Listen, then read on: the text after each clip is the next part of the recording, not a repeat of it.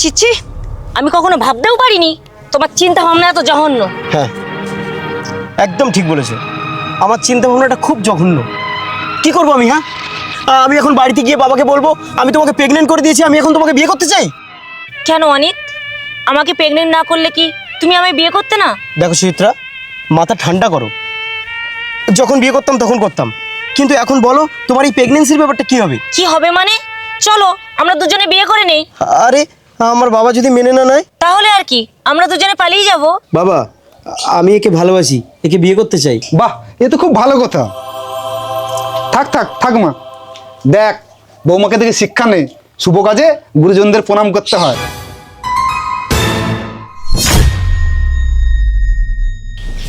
আরে এসব কি? বাবা, ও 3 মাসের প্রেগনেন্ট।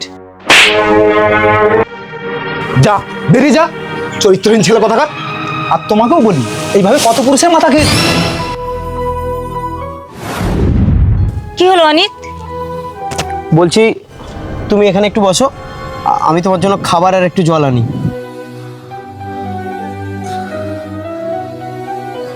আমি এক্ষুনি চলে আসবো। ঠিক আছে। অনিত, তুই একজন পুরুষ মানুষ। অনিত, পালা, অনেক দূরে পালা।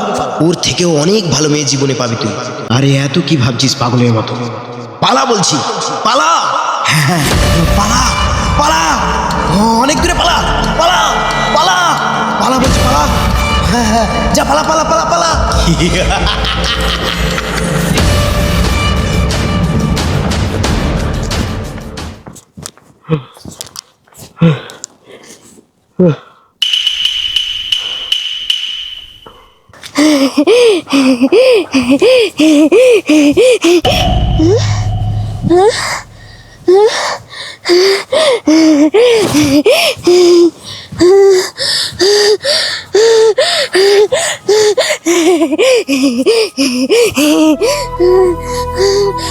ছি ছি ছি ছি, পুরুষেরা সব পশু হয়ে গেছে। দেখ অনেক, একটা পাগলিকেও ছাড়েনি। আরে আমি কাকে বলছি, তুইও তো একটা কাপুরুষ। একটা মেয়েকে প্রেগনেন্ট করে দিয়ে তাকে ছেড়ে পালিয়ে যাচ্ছিস। কাপুরুষ কোথাকার! যা, ফিরে যা, যা বলছি, ফিরে যা।